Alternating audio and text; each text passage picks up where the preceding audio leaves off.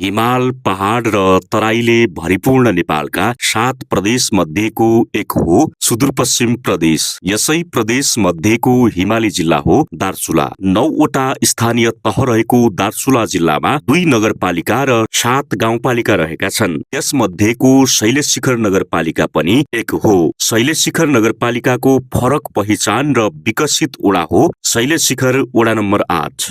संघीय लोकतान्त्रिक गणतन्त्रपछि 2079 सालमा सम्पन्न भएको स्थानीय तहको निर्वाचनमा यस वडाले जनप्रतिनिधिहरू पाएपछि यहाँको मुहार फेरिएको छ। सिंहदरबारको अधिकार गाउँमै महसुस गर्न पाएका छन्। 800 हेक्टर क्षेत्रफल ओगटेको यस वडाले शिक्षा, स्वास्थ्य, पूर्वाधार, कृषि जस्ता आधारभूत सेवाहरू घर दैलोमा नै सहज रूपमा प्राप्त गरेका छन्। साबिकको बोहरी गाउँ गाविसको वडा नम्बर 1, 2, 3 र 5 मिलेर बनेको वडा नम्बर 8ले यो 4 वर्षमा निकै विकासमा फड्को मारेको छ। शिक्षा, स्वास्थ्य, पूर्वाधारको क्षेत्रमा जनतालाई पहिले भन्दा विकास भएको अनुभूति दिलाएको छ। शिक्षामा विद्यालयहरूको भवन, स्वास्थ्यमा शिक्षा, स्वास्थ्य, पूर्वाधारको क्षेत्रमा जनतालाई पहिले भन्दा विकास भएको अनुभूति दिलाएको छ। शिक्षामा विद्यालयहरूको भवन, स्वास्थ्यमा स्वास्थ्य इकाइ भवनहरू र खानेपानीका पाइप वितरण, कृषि क्षेत्रमा कृषकहरूलाई पोली हाउस, बिउ बिजन र कृषि सामग्रीका साथै आफ्नै वडा कार्यालयको भवन समेत निर्माण गरेको छ। जनताका असहमति आकांक्षाका बावजुद पनि जनताका समस्या अनुरूप काम गरिरहेको बताउँछन् वडा अध्यक्ष केशव दत्त जोशी।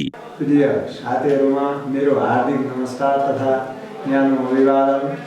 म मिति 2074 सालको स्थानीय तह निर्वाचनसँग म वडा सदस्यको रूपमा निर्वाचित भएर यो वडामा सेवा गर्दै आइरहेको थिएँ र 2079 को निर्वाचनपछि म हजुरहरूको मायाले यस वडाको वडा अध्यक्ष पदमा मलाई निर्वाचित गरेर पठाउनु भएको थियो। त्यही अनुरूप मैले मेरा निर्वाचित भए पश्चात मैले मेरो वडामा सर्वप्रथम 2टा बस्तीहरूमा विद्युतीकरण भएको थिएन, जुन हाम्रै वडाको एउटा डिम्बाटा र अन्तोली पबथलामा मैले निर्वाचित भएको 3 महिनाभित्रै विभिन्न सङ्घ संस्थाहरूसँग समन्वय गर्दै मैले 3 महिनाभित्रै मेरो बाँकी रहेका कुल बस्तीहरूमा विद्युतीकरण गरिसकेको छु र हजुरहरूको अपार सहयोगको कारणले मैले त्यो काम गर्न पाएको हुँ। त्यस पश्चात मैले भौतिक पूर्वाधारका थुप्रै कामहरू गर्नुपर्ने बाँकी नै थिए। जस्तै आफ्नो वडा कार्यालयहरू, हाम्रो यस वडा कार्यालयहरू 2074 सालदेखि भवन अभावको कारण हामीले भाडामा बस्नु परेको थियो।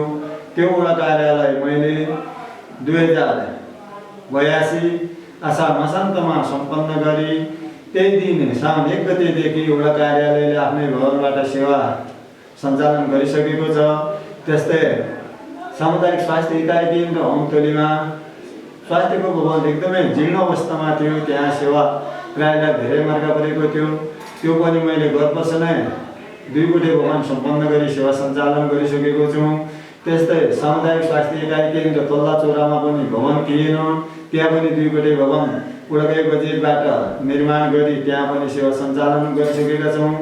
हाम्रो बोरी गाउँ स्वास्थ्य चौकीमा रहेको बर्थिङ सेन्टरको भवन एकदमै जीर्ण अवस्थामा थियो, त्यो पनि प्रदेश सरकारबाट मैले गत वर्ष नै त्यो भवनलाई पनि सम्पन्न गरिसकेका छौँ। त्यस्तै सृजनशील आदि सुपलीमा भवनको साह्रै अभाव थियो, जीर्ण अवस्थामा थियो, विद्यार्थी बस्न लायकै थिएन, त्यहाँ पनि 2 वटा भवन निर्माण गरी गत वर्षदेखि नै विद्यार्थीहरूलाई पठन पाठनमा सहजता गरेका छौँ।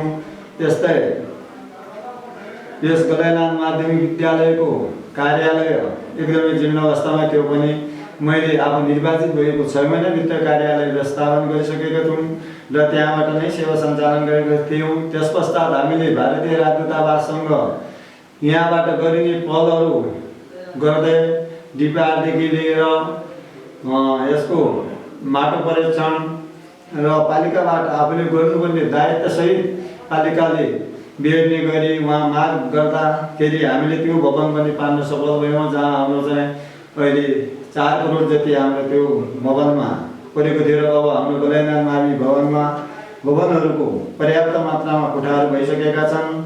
त्यस्तै अब हामीले सहकारी तल्ला चौरा नेत्रज्योति सहकारी संस्थाको भवन पनि हामीले निर्माण गरी त्यहाँबाट सेवा सञ्चालन गर्दै आइरहेका छौँ र हामीले भौतिक पूर्वाधारतिर मल्लीपुणी निङ्लारी सडकको पनि हामीले डिपिआर गरेर त्यसलाई पनि खोल्सीसम्म जोडेर अहिले सञ्चालनमा ल्याइसकेका छौँ र फतेघर सडकको समेत हामीले त्यसलाई सडकमा पनि हामीले काम गरेर त्यो सडक पनि सञ्चालनमा ल्याइसकेका छौँ। त्यस्तै हामीले अन्तोली गोबरथलाको सडकलाई पनि हामीले यत्रो उन्नति गरेर हालसम्म त्यहाँ गाडी सञ्चालनमा रहेका छन्, यातायात सञ्चालनमा रहेको छ। त्यस्तै हामीले आर्थिक सहायता पनि हामीले गर्दै आइरहेका छौँ। विपद जोखिममा परेका 120 जनालाई आर्थिक सहायता वितरण गरिएका छौँ भने 34 जना अनाथ पुरा बालबालिकालाई नगद आर्थिक सहयोग गर्दै आइरहेका छौँ र 96 जनालाई प्रधानमन्त्री रोजगार कार्यक्रम अन्तर्गत समावेश गर्दै उनीहरूको आर्थिक उन्नतितिर अगाडि बढाइरहेका छौँ। आर्थिक रूपमा पछाडि परेका 80 जनालाई व्यक्तिगत रूपमा मैले प्रत्येक वर्ष आफूले पाउने सेवा सुविधाबाट 1,90,000 तिनीहरूमा खर्च गर्दै आइरहेको छौँ। आर्थिक रूपमा पछाडि परेका 20 जना किसानहरूलाई लघु उद्योग कार्यक्रम अन्तर्गत माविका घरहरू वितरण गर्दै आएको छौँ र 10 जनालाई गोठ सुधार कार्यक्रम, 5 जना गर्भवती आमालाई पोषण, 60 जना कृषकहरूलाई पोलियो हाउस तथा कृषिका औजारहरू वितरण गर्दै आइरहेका छौँ र 56 जना हाम्रो यहाँको दलित बस्तीहरूमा एकदमै पिछडी परिएको दलितहरूलाई हामीले निःशुल्क रूपमा सिलिन्डर, चुलो, ग्यास वितरण गर्दै आइरहेका छौँ। शैक्षिक सुधार कार्यक्रम अन्तर्गत हामीले चाहिँ पुरा अनाथ बालबालिकाहरूलाई एकदमै जसको सहाराविहीन अवस्थामा रहेका बालबालिकाहरूले 2074 सालदेखि नै मैले सहयोग कार्यक्रमहरू निरन्तरता राखी अगाडि बढेको छौँ। जसको सहारा चाहिँ राज्यले बन्नुपर्छ भन्ने हेतुले मैले 2074 सालदेखि आफू वडा सदस्य पदमा रहँदा पनि मैले उनीहरूलाई व्यक्तिगत रूपमा आर्थिक सहयोग गर्दै आइरहेको थिएँ। त्यस पश्चात मैले चाहिँ वडाको कार्यक्रममा चाहिँ समावेश गरी वार्षिक रूपमा उनीहरूलाई आर्थिक सहयोग गर्दै आइरहेको छौँ। यस वर्षमा अब सञ्चालनमा र यस वर्षका कार्यक्रमहरू मल्चो र विद्यालय भवन निर्माण बाँकी थियो, त्यसलाई पनि चाहिँ यस वर्षमा चाहिँ सम्पन्न गर्ने गरी बजेट विनियोजन गर्दै आइरहेको छौँ। निङ्लारी सडक सम्पन्न भएको थिएन, त्यसमा पनि बजेट विनियोजन गरी त्यसलाई पनि अहिले सञ्चालनमा ल्याउने प्रयासमा छौँ।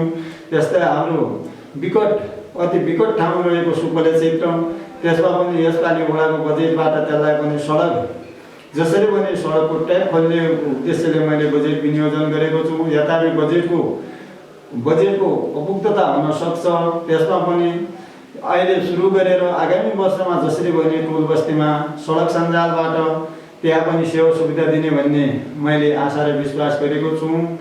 त्यस्तै गरी विभिन्न टोल बस्तीहरूमा पुराना रहेका हाम्रा मठ मन्दिरहरू, आस्थाका धरोहरहरू, यिनीहरूलाई पनि संरक्षण र सम्वर्धन गर्दै अगाडि बढ्ने हाम्रो कार्ययोजना रहेको छ र केही कामहरू हाम्रा आगामी दिनहरूमा गर्नुपर्ने केही कामहरू चाहिँ वडाले गर्नुपर्ने सकेसम्मका कामहरू केही बाँकी रहेका छन्।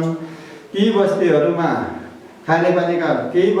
खानेपानीका समस्या समाधानका लागि हामीले सङ्घीय खानेपानीसँग पनि अनुरोध गर्दै आएका छौँ र त्यसको डिपिआर समेत बनिसकेको छ। आर्थिक समृद्धिका लागि कृषिमा लगानी गरी युवाहरूलाई रोजगारी सिर्जना गर्नुपर्ने, सहाराविहीन पुरा बालबालिकाहरूलाई आर्थिक सहयोग गरी शैक्षिक सुधारमा जोड दिँदै जानेछौँ र यस वडा अन्तर्गतका विकट बस्तीहरूलाई पनि सडक सञ्जालमा जोड्नुका साथै अन्य थुप्रै कामहरू गर्नुपर्ने छन्। मेरो वडाभित्रका समस्या समाधान गर्न वडावासी आमा बुबा दाजुभाइ दिदीबहिनीहरू सबैसँग हातेमालो गर्दै सेवाका रूपमा रही सेवा गर्दै अगाडि बढ्नेछौँ। शैलशिखर नगरपालिका वडा नम्बर 8 अन्तर्गतका सम्पूर्ण वडावासीहरूको उन्नति प्रगतिको कामना गर्न चाहन्छु। जनताका समस्या, सुझाव संकलन तथा विकासका नयाँ योजनाको रणनीति बनाउँदै जनतालाई छिटो र सजिलो सेवा दिने योजनामा कटिबद्ध छ शैलशिखर वडा नम्बर 8। यही सबल पक्षलाई अगाल्दै विकासको मूल खोजिरहेको छ केशव दत्त जोशी नेतृत्वको स्थानीय सरकार।